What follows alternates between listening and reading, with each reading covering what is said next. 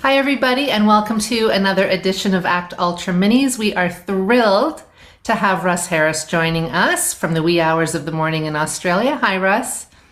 Good morning. Thanks for inviting me. I'm Oh, also thrilled. our pleasure. And I'm especially thrilled because when I came up with this idea many years ago and never did anything with it, you were so incredibly supportive. And there was a little peer pressure in getting me to start this, so thank you. And then it took another nudge from Sarah to say, let's do it together. So to have the three of us here, to me, is absolutely wonderful because it would not be here without the two of you in particular. So, Fantastic. yeah. Cheers to that. There you go. Cheers. My morning coffee. Your morning coffee, our evening. I'm not going to have a coffee, but cheers. So, Russ, what a question we wanted to ask you because you are so prolific in terms of all the things that you do and the free ebooks and everything else that you contribute. And we're wondering, does Russ Harris get time to relax? Well, I I hope you can't. As you just asked me that question, somebody just started using a drill of some sort. Is that coming through the speaker here? No. Okay. All right. I wasn't just buying time to answer the question. There really was. There really was some work went out there. Look, I do have a bit of a tendency to become obsessed about work, so I really have to make a conscious effort to switch off and do things. And I have a few ways of switching off. One of them is, this bookcase behind me, you may think it's all textbooks, but actually most of it is comics, what we call them graphic novels these days. So the vast majority of those are kind of, crazy graphic novels and comics about superheroes doing super things. And that is one way that I completely switch off and relax.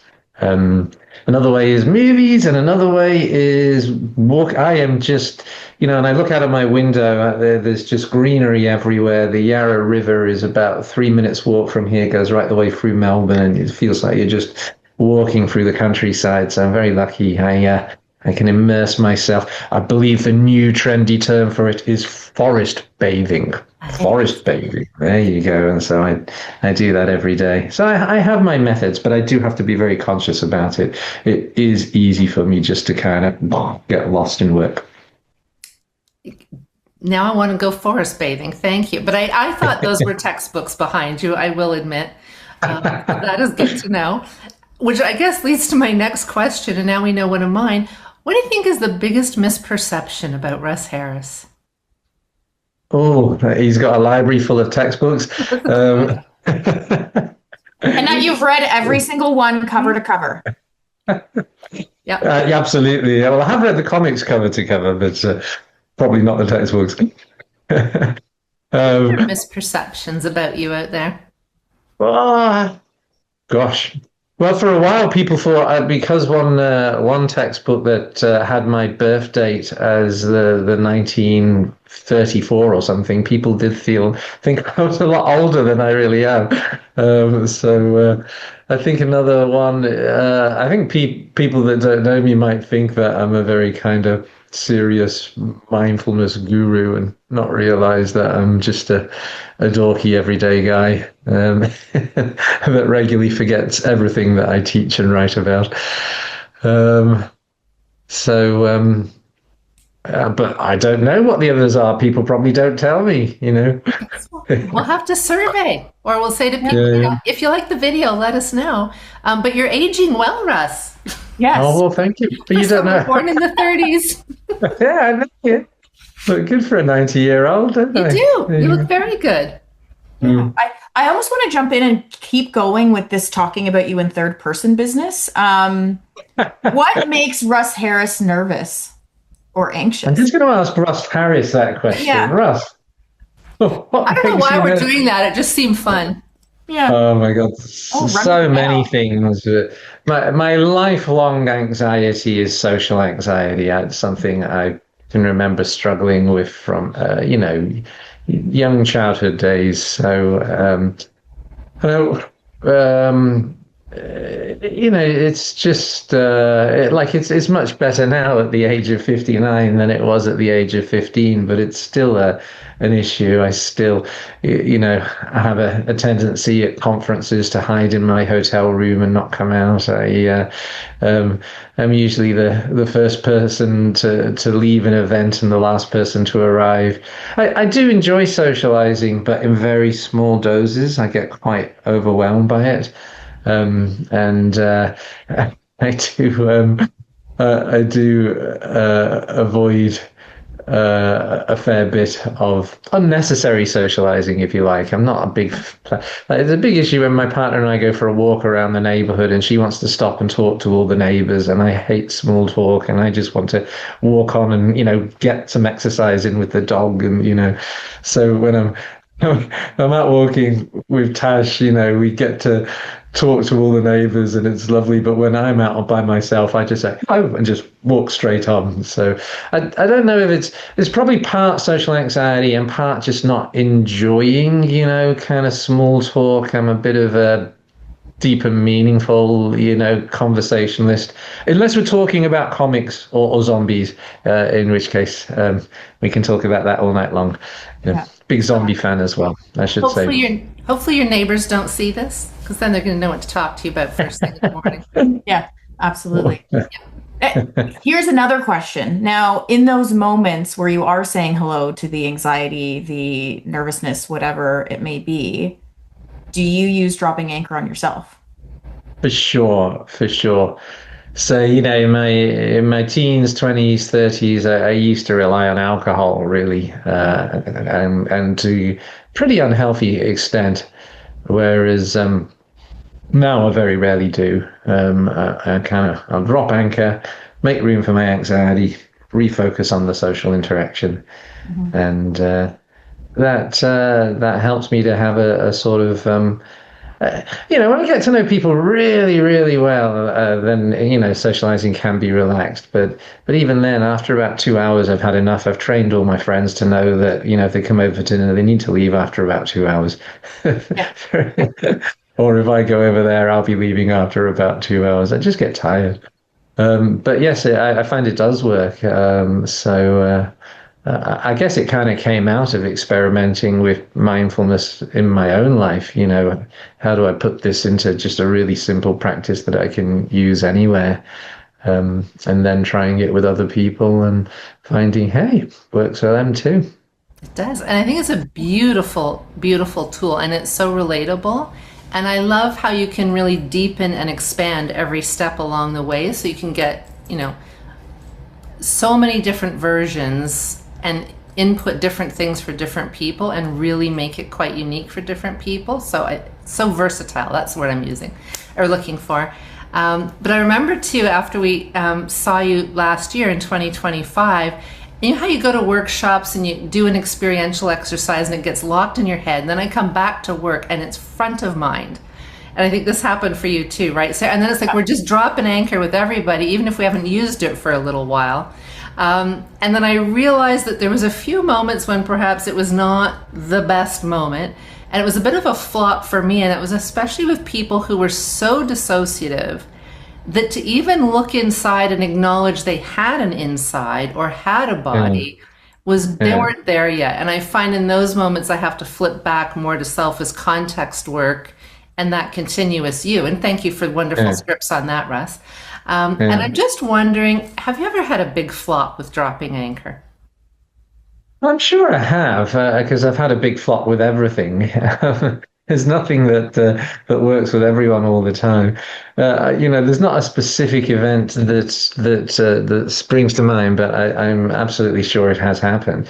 And the thing is, because it's an umbrella term for literally hundreds, if not thousands, of different exercises, there are many different ways that you can use it. So if I had a client that was dissociative and not able to kind of, tune into the inside of their body, I would emphasize other parts of dropping anchor.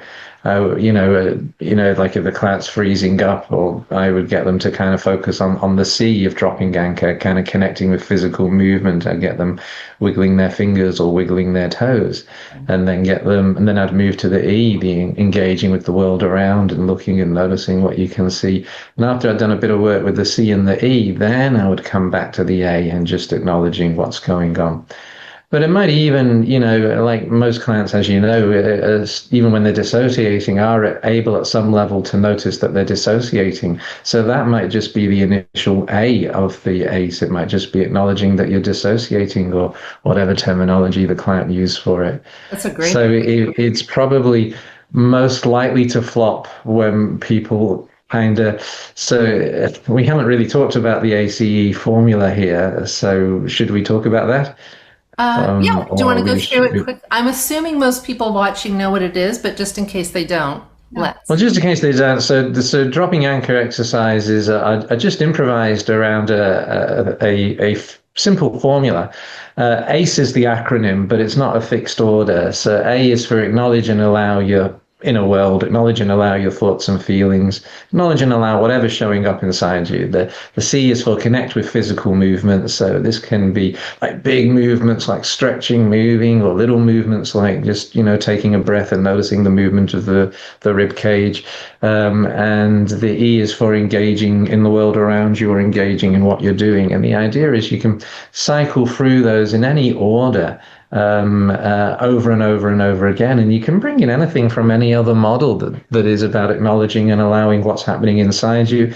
You can bring in anything from any other model that's connecting mindfully with some sort of physical movement. So you can bring in yoga or Tai Chi or self-touch or breathing or kind of postural stuff, and anything from any other model that's about engaging in what you're doing, or engaging in the world around you. And so by building exercises around those, you're really doing a lot of the ACT model in one little exercise. It's really the acknowledging's got acceptance and diffusion in it. The connecting with physical movement has got mindfulness in it. And it's also, if you're going to take action, it's good to know that you've got some control over your physical actions. And the E is, of course, all your contacting your present moment stuff. So there's a lot going on there.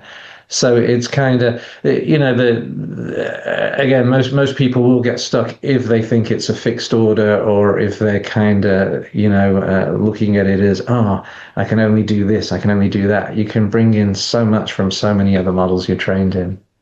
Yeah, it's a wonderful tool. I wish I'd asked you that right at the beginning too. I've got to drop a little ink and get out of my own head. It's like, but you maybe you should edit that and move that earlier. Yeah.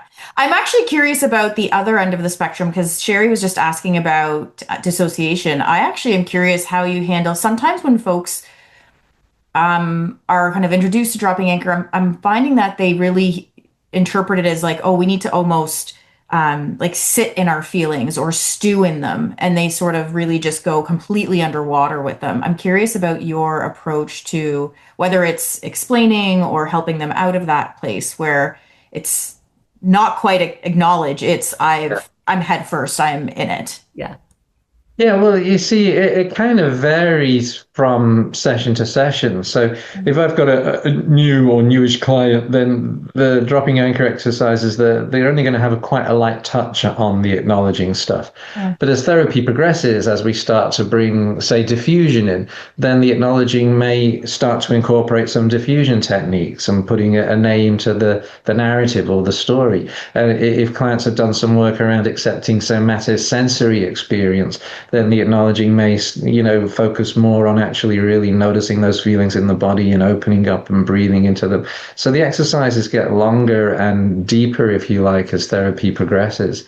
But I generally recommend starting with a very light touch on the A, because on the acknowledging and allowing, because for so many people, are in avoidance mode. And if they go, they may resist it if you try and push them into it, or they may kind of get overwhelmed by what they experience there.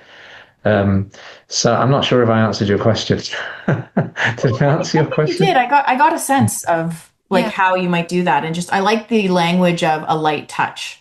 Mm-hmm. Yeah, it's just kind of a gentle hello, kind of a gentle peek. Yeah, Because I hear that Yeah, from and like I'll often spontaneously weave it into a session without even calling it dropping anchor. Like if I've got a client and they're and let's say it's a first session and they're very upset. I may ask, what are you feeling in there? Where do you feel that? What's it like? And then I may kind of say, just see if you can, breathe into that, just make a little bit of room for that. And then I may invite them, just try and kind of put a kind hand on your heart or a kind hand on your tummy and just send in a bit of warmth and kindness. And what's that like for you? Um, and, uh, and then I may say, and so notice, this is, you probably didn't expect this when you came here. This is not what most people expect when they come to therapy. But notice you can have these feelings and you can kind of send in a bit of kindness and you can also engage in the session. And, what we've done there is we've run through dropping anchor, but without calling it dropping anchor. We've done some acknowledging, some allowing, some taking control of physical actions, and just a little bit of engaging. So that's one way that you can but yeah, sometimes on a first session, I'll be more formal than that. If a client's really overwhelmed by their feelings, I may say, look, the clock is ticking. I know we've only got 20 minutes of the session left. I'd really like you to leave here with something practical because, obviously there's lots of very difficult emotions showing up for you. Can I take you through a quick drill, little kind of practice? It'll only take 5 minutes and it's something that you can take away with you that you can, immediately start using when these difficult emotions show up. And if they agree, which I think they pretty much always do, then I'll teach them a simple dropping anchor. I'll give them an audio recording, and then they've immediately got something that they can take away and start using. And I appreciate the flexibility and all of that too, and all the new ideas coming up. And I was just thinking how, I hear it from clinicians too, where they seem to think dropping anchor is about getting into feelings and then sitting with them and just staying with them. And I've heard quite a few people say, until they pass or until they go away. It's like, that's not quite what we're doing. But I think some of it too, and you're touching on it, Russ, is around like, what's the function or what's the purpose of introducing dropping anchor, when we do and how we do, and what are we hoping that it might help our clients with, as opposed to just, I've got this great thing, let's just do it now. And not quite knowing, I think when we know the function and the purpose, it helps us to tweak it in the ways that you're mentioning and not just leave somebody kind of drowning in their feelings, which are too much for them to have. Yeah, well, thanks for saying that. I mean, of course, that's a big trouble with therapists doing ACT anyway, isn't it? Is let's throw this actual technical strategy in, and they're not clear on the function, and the client's not clear on the function. So, I mean, you can explain the intended purpose very, very quickly to clients. I say, this little practice, there's basically 3 aims. One is it's to take the power out of difficult thoughts and feelings so they can't jerk you around. It's not a way to get rid of them. It's a way to take the power out of them. And so that's a deceptively simple phrase, but what you're actually talking, there's a lot in that. This isn't about avoidance or control. It's about kind of altering the way that we respond. But the classic thing of changing a relationship with thoughts and feelings. But that little phrase, take the power out of them, resonates with most people. It's like, oh, okay. So that's one aim, take the power out of difficult thoughts and feelings. Another thing is to gain more control over your actions. Very often when difficult thoughts and feelings show up, we act in ways that are problematic or self-defeating, right? Everyone agrees with that. So it's to have more control over your actions so you can make better choices, act more effectively. Okay, people like that idea. And the third thing is, when difficult thoughts and feelings showing up, it's very hard to focus. It's very hard to engage in what you're doing. So it's a way to help you kind of focus and engage in what you're doing. So once you kind of zip through that, people are like, oh, okay, I'm interested in that, Yeah. Thank you, Russ, very much. Because it's an ultra mini, why don't we pause it there unless anybody has any last thoughts? Russ, I've also been asked to extend to you a thank you from many people who saw you here in Toronto, Canada last year, who said how much they appreciate your work and everything that you contribute, and please pass that along to you. So I said that I would, and I know that that probably is the sentiment shared by many people outside of that circle. So thank you. Well, thank you. Russ, what do you think of that? Russ what does Russ Harris think of being appreciated? Yeah. Thank you. It's so hard to accept compliments. That's another thing that I struggle with. Is like immediately get this discomfort showing up. But over the years, I've learned to thank and appreciate it, even though it's uncomfortable. So thank you. Very welcome. Drop anchor, Russ. Thank you very much. Yeah. Thanks, everyone. Lovely. Thank you. So how long was that? Oh, sorry. We should keep that, though. We're keeping it. I haven't hit stop yet. I don't know how long that was, Russ, but we'll just say goodbye and then I'll stop the recording, but don't go.